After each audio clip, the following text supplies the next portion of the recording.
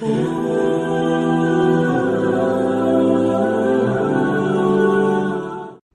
آپ دیکھیں کانٹینیوسلی اللہ تعالیٰ نے کئی ایک قسمیں جوڑوں کی شکل میں یاد فرما کے اینڈ پہ جا کے مقسم علیہ کا ذکر کیا ہے کہ کن چیزوں پہ اللہ تعالیٰ قسمیں یاد فرما رہا ہے۔ اللہ تعالیٰ کا ویسے ہی بات کر دینا بہت امپورٹنس رکھتا ہے، لیکن جب کوئی قسم یاد فرما رہا ہے تو اس بات میں مزید وزن پیدا کیا تھا۔ وَالشَّمْسِ وَضُحَاهَا، قسم ہے سورج کی اور اس کی روشنی کی۔ وَالْقَمَرِ إِذَا تَلَاهَا، اور قسم ہے چاند کی جبکہ وہ سورج کے پیچھے آتا ہے۔ تلاہا فالو کرنے کو بھی کہتے ہیں، اسی لیے قرآن حکیم کے لیے تلاوت کا لفظ استعمال ہوتا ہے۔ کہتے ہیں قرآن کی تلاوت، تو تلاوت کا مطلب یہ ہے قرآن کو فالو کرنا۔ تلاوت کا لفظی معنی ہے ٹو فالو، پیچھے چلنا۔ تو وہ ہم قرات کو اور تلاوت کو یہ سمجھ رہے ہوتے ہیں جو زبانی پڑھ رہی ہیں، قرآن کو آپ فالو کر رہے ہیں۔ جو لوگ کہتے ہیں ہم قرآن کی اتنی تلاوت کرتے ہیں، ان کو کہ تلاوت کا مطلب بتائیں کیا ہے، تو وہ لوگ جو پوری پوری زندگی سینکڑوں قرآن مکمل کر چکے ہوں گے، انہوں نے ترجمے سے ایک دفعہ بھی نہیں پڑھا ہوگا، اور وہ کہہ رہے ہیں ہم قرآن کی تلاوت کرتے ہیں، ان کو آپ تلاوت نہیں کر رہے ہو، بس آپ صرف دیکھ کے پڑھ رہے ہو۔ تلاوت کا جو لفظ ہے نا وہ ہے ٹو فالو کرنا۔ تو یہاں پر اللہ طرف ہمارا ہے سورج کی قسم، جب وہ روشن ہو جائے یعنی طلوع ہوتا ہے، اور جب وہ سورج غروب ہوتا ہے تو چاند اس کو فالو کرتا ہے۔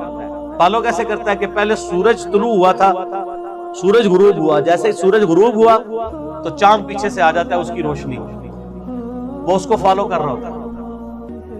ہماری تلاوت جو فالو کرنی ہے وہ یہی ہے کہ وہ بعض لوگ جو ہے نا قرآن پاک پڑھتے ہوئے نا انگلی یوں لے کے چل رہے ہوتے ہیں کہیں دوسری لائن میں نہ سلپ ہو جائے، تو انگلی کے ذریعے وہ ضرور فالو کر رہے ہوتے ہیں کہ ٹیکسٹ کو فالو کر رہے ہوتے ہیں۔ اس کو بھی ویسے آپ کہہ سکتے ہیں کسی معنی میں تلاوت ٹو فالو دا ٹیکسٹ، لیکن ٹیکسٹ کو فالو کرنے کا یہ مطلب ہے کہ اس میں جو لکھا ہے اس پہ عمل کرنا ہے۔ اس کی مثال آپ یہ سمجھیں، اگر روڈ کے اوپر یہ لکھا ہو کیپ لیفٹ، اور آپ اس سائن بورڈ کو پڑھ کے منہ سے کہتے رہے کیپ لیفٹ، اور آپ کا اسٹیئرنگ رائٹ پہ جا رہا ہو، تو آپ لا کہتے رہے کہ میں نے پڑھا ہے، وہ کہ جناب یہ پڑھنے کے لیے نہیں تھا، اس پہ عمل کرنے کے لیے تھا۔ پڑھنے کا تو آپ کو فائدہ تب تھا کہ جب آپ اس پہ عمل بھی کرتے، کہ چلیں اگر آپ کیپ لیفٹ کہہ رہے تھے تو اپنے آپ کو حاضر رکھتے ہوئے لیفٹ پہ رکھتے ہوئے آپ جا رہے ہیں دوسری سائڈ کے اوپر اور پڑھ رہے کیپ لیفٹ۔ قرآن کے ساتھ بھی یہ ہو رہا ہے، قرآن کی تلاوت کر رہے ہوتے ہیں، قرآن حکیم میں آیت آتی ہے لعنت اللہ علی الکاذبین، خود اپنے اوپر لعنت بھیج رہے ہوتے ہیں کیونکہ خود جھوٹ بول رہے ہوتے ہیں۔ قرآن جب یہ کہہ رہا ہے جھوٹوں پہ اللہ کی لعنت، اور جو تلاوت کرنے والا خود جھوٹا ہے تو وہ کس پہ لعنت بھیج رہا ہے؟ اپنے آپ کے اوپر۔ تو اگر اس کو یہ پتا ہوگا کہ اس کا مطلب کیا ہے اور میں نے اس کو فالو کرنا ہے تو میں نے اس سے بچنا ہے۔ اس طرح سورہ حجرات میں اگر کوئی شخص پڑھ رہا ہے کہ جو شخص اپنے بھائی کی غیبت کرتا ہے تو وہ گویا کہ مردہ بھائی کا گوشت کھا رہا ہے، تو یہ اس کو جب ترجمہ پتا ہوگا تو تبھی وہ اس کام سے بچے گا۔ سورہ نساء پڑھتے ہوئے اگر کسی کے سامنے یہ آیت آئے گی کہ جو لوگ یتیموں کا مال ناحق کھاتے ہیں وہ دوزخ کی آگ اپنے پیٹ میں بھر رہے ہیں۔ اب یہ تلاوت کرنے والے کئی لوگ ہیں جنہوں نے اپنے یتیم بھانجوں کا، بھتیجوں کا مال دبایا ہوا ہوتا ہے، داڑھی بھی ہوتی ہے، حاجی بھی ہوتے ہیں، نمازی بھی ہوتے ہیں، قرآن کی تلاوتیں بھی کر رہے ہوتے ہیں، حرام خوریاں اسی طریقے سے چل رہی ہوتی ہیں، کیونکہ قرآن کو فالو نہیں کر رہے ہوتے، بس صرف قرآن کے ٹیکسٹ کو دیکھ کے پڑھ رہے ہوتے ہیں، تلاوت نہیں کر رہے۔ آندہ کو کہ نا تلاوت کی ہے، اس کو بتاؤ تلاوت کا معنی کیا ہے؟ تلاوت کہتے ہیں پیچھے چلنے کو، اور یہ قرآن میں ہے وَالْقَمَرِ إِذَا تَلَاهَا، اور چاند جب کہ وہ سورج کے پیچھے آتا ہے، یعنی سورج غروب ہوتا ہے اس کے بعد اگلا نمبر چاند کا نمبر۔ وَالنَّهَارِ إِذَا جَلَّاهَا، اور قسم ہے دن کی جب وہ آفتاب کو روشن کر دیتا ہے۔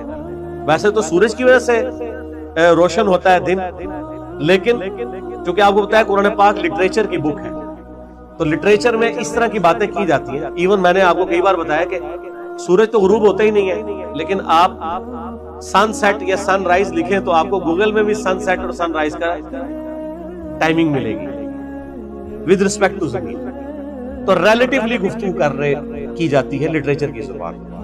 واللیل اذا یغشاہا، اور اس کی وجہ یہی تھی کہ اگلی آیت میں اللہ تعالیٰ نے جو مثال بیان کی ہے نا اس کے ساتھ اس کو میچ کرنے کا، اور رات کی جب وہ اسے چھپا لیتی ہے، یعنی رات جو ہے وہ آ کے سورج کو چھپا لیتی ہے، یعنی رات کا آنا سورج کا غروب ہونا ہے، اور دن کا نکلنا سورج کا نکلنا جو ہے وہ دن کا آنا ہے۔ وَالسَّمَاءِ وَمَا بَنَاهَا، اور آسمان کی اور اس آسمان کو بنانے والے کی قسم، وَالْأَرْضِ وَمَا طَحَاهَا، اور زمین کی قسم اور اس کو بچھونا بنانے والے کی قسم، یعنی اس کو رہنے کے قابل بنایا، ورنہ ہر سیکنڈ میں 2 زلزلے آتے ہیں زمین پر۔ اللہ تعالیٰ نے ان کا ایمپلیٹیوڈ لمیٹڈ رکھا ہے، ادروائز یہاں زمین پہ آپ سٹیبل نہیں رہ سکتے۔ وَنَفْسٍ وَمَا سَوَّاهَا، اور قسم ہے انسانی نفس کی اور اس کو درست کرنے والے کی، یعنی اللہ کی۔ فَأَلْهَمَهَا فُجُورَهَا وَتَقْوَاهَا، پھر اللہ نے اس کے یعنی نفس میں برائی اور نافرمانی دونوں کی تمیز ڈال دی ہے، وہ اس کو اس کی انسٹنکٹ میں الہام کر دیا، اسے پتہ ہے یہ اچھا یہ برا ہے۔ یہ 8 آیات کے اندر اللہ تعالیٰ نے مختلف قسموں کو جوڑوں کی شکل میں یاد فرمایا ہے، اس سے میسج یہ دیا ہے کہ جس طرح یہ سارے جوڑے ہیں نا، سورج کے ساتھ چاند کا جوڑا ہے، سورج دن کے وقت چاند رات کے وقت، دن اور رات کا جوڑا ہے، آسمان اور زمین کا جوڑا ہے، اور انسانی نفس کے اندر اچھائی کا مادہ اور برائی کا مادہ، یہ بھی جوڑے کی فارم میں ہے۔ تو الٹیمیٹلی یہ جو دنیا کی زندگی تم گزار رہے ہو اس کا بھی کوئی جوڑا ہے، اور دنیا کا جوڑا کیا ہے؟ آخرت۔ ربنا آتنا فی الدنیا حسنہ وفی الآخرۃ حسنۃ وقنا عذاب النار، آمین۔ ان 8 آیات کے بعد وہ یونیورسل ٹروتھ آ رہا ہے، قد افلح من زکاہا، بے شک کامیاب وہ ہوا جس نے اپنے نفس کو پاک کر تزکیہ کیا، وقد خاب من دساہا،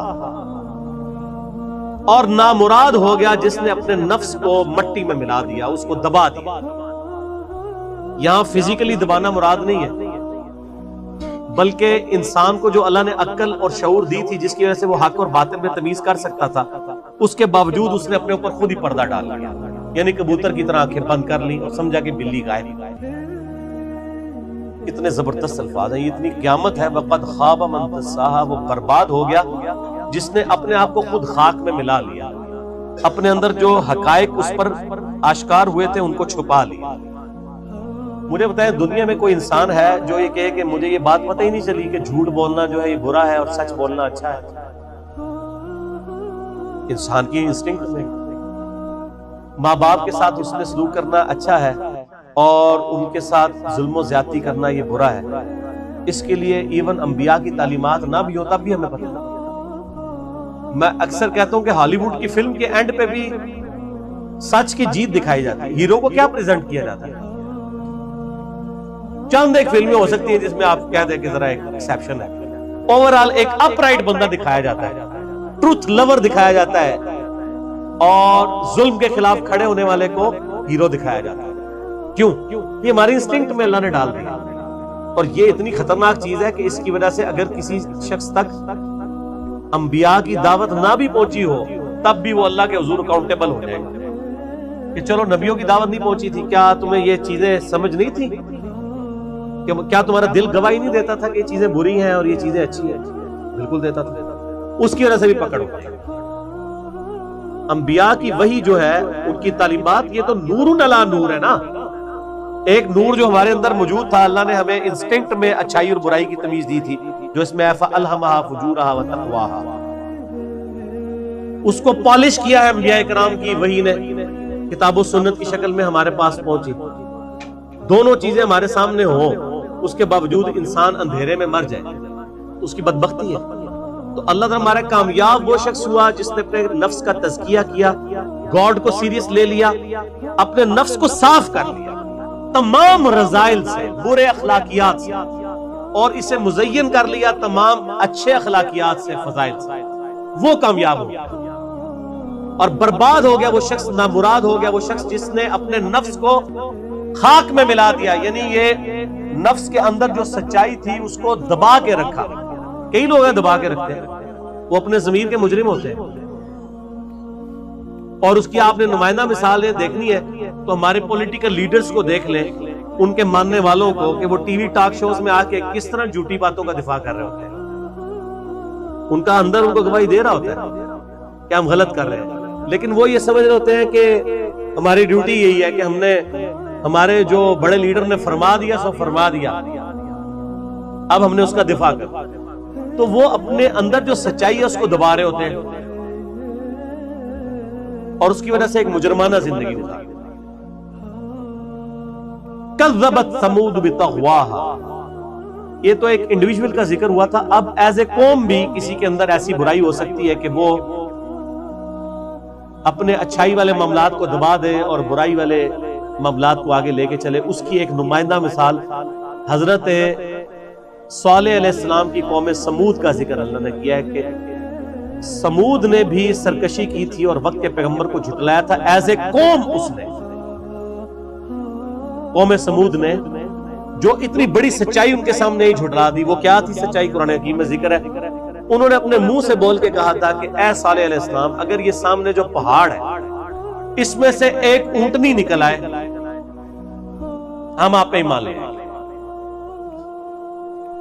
پہاڑ میں سے اونٹنی نکل آئی, مردہ میں سے زندہ نکالنا اللہ کے لیے کو مسئلہ ہے. پھر وہ منکر ہو گئے, الٹیمیٹلی ان پر عذاب. اذن بعث اشقاها, جب ان میں سب سے بڑا شکی کھڑا ہوا, فقال لهم رسول اللہ ناقۃ اللہ وسقیاها, تو وقت کے پیغمبر صالح علیہ السلام نے ان سے کہا اللہ سے ڈرو, یہ اللہ کی اونٹنی ہے, اس کی پانی کی باری مقرر ہے. ایک دن باری مقرر تھی, اونٹنی نے اس چشمے سے پانی پینا ہوتا تھا, اور دوسرے دن قوم پانی بھرتی تھی. تو ان میں سے جو بڑا بدبخت تھا اس نے کھڑے ہو کے اونٹنی کو قتل کر دیا کہ جی ہم دونوں دن حامی کریں تاکہ ہمیں جو ہے وہ اس تکلیف سے نہ گزرنا پڑے جو ہمیں یہ لائن میں لگنا پڑتا ہے. تو اب وہ چونکہ اللہ کی اونٹنی تھی اس کی وجہ سے پھر اللہ تعالیٰ نے ان پہ عذاب بھیج دیا. فَكَذَّبُوهُ, انہوں نے جھٹلایا پیغمبر کو, فَعَقَرُوهَا, اور اونٹنی کی کونچے کاٹ دی, یعنی اونٹنی کو قتل کر دیا, اس کی رگیں کاٹ دی. فَدَمْدَمَ عَلَيْهِمْ رَبُّهُمْ بِذَنبِهِمْ, تو تمہارے رب نے ان کو تباہ و برباد کر کے رکھ دیا ان کے گناہ کے سبب. فَسَوَّاهَا, اور سب کو خاک میں ملا دیا. اللہ کا عذاب پھر ان کے اوپر آیا اور اللہ نے ان کو تباہ و برباد کر دیا. اور اس کے بعد کہ اللہ تعالیٰ ہمارا وَلَا يَخَافُ عُقْبَاهَا, اور ہمیں کوئی خوف نہیں ہے جو کچھ ہم نے ان کے ساتھ کیا. ہمیں اس بات پہ کوئی خوف نہیں ہے, ہم نے پیدا کیا تھا, ہم نے ان کو برباد کر دیا, ہمیں کسی کا ڈر نہیں ہے کہ ہم سے آگے کوئی بدلہ لے سکے. وَلَا يَخَافُ عُقْبَاهَا, ان کو تباہ کرنے کا ہمیں کوئی خوف نہیں ہے. دنیا میں تو کوئی کسی کے ساتھ کوئی معاملہ کر دے اسے ڈر لگا رہتا ہے اس کے پچھلے بدلہ لے گا. اللہ فرماتا ہے کہ جس کو ہم تباہ و برباد کر دیں ہم پہ کسی کا خوف نہیں ہے. ہم نے جس کے ساتھ جو کرنا ہے وہ کر دیا, ہم سے کوئی بدلہ نہیں لے سکتے. اللہم اجرنا من النار, اللہم اجرنا من النار.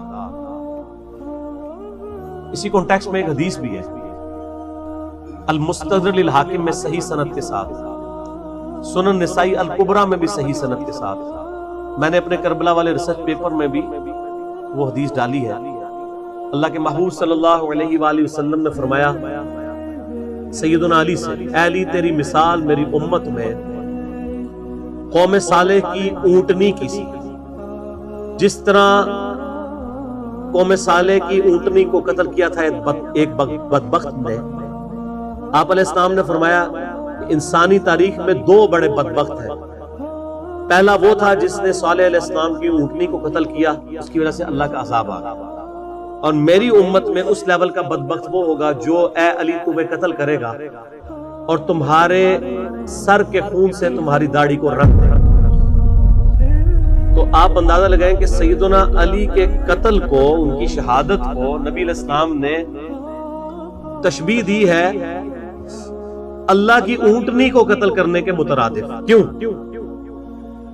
جب قوم صالح نے اس اونٹنی کو قتل کیا تو اس کے بدلے اللہ کا عذاب آ گیا. اس امت نے جب سیدنا علی بن ابی طالب کو قتل کیا تو اس امت میں بھی اللہ کا عذاب آ گیا کہ اس کے بعد یہ امت کسی ایک امام پہ جمع نہیں ہو سکتی. اللہ یہ کہ ایک امام محمد مہدی والا معاملہ قرب قیامت میں ہوگا، وہ بھی ایک معجزانہ ہوگا، اس میں کوئی امت کی ایفرٹ شامل نہیں ہے۔ تو آپ علیہ السلام نے فرمایا دو بدبخت ہیں، ایک وہ جس نے قوم سمود کی اونٹنی کو قتل کیا، اور میری امت کا بدبخت وہ ہے جو سیدنا علی کو قتل کرے گا۔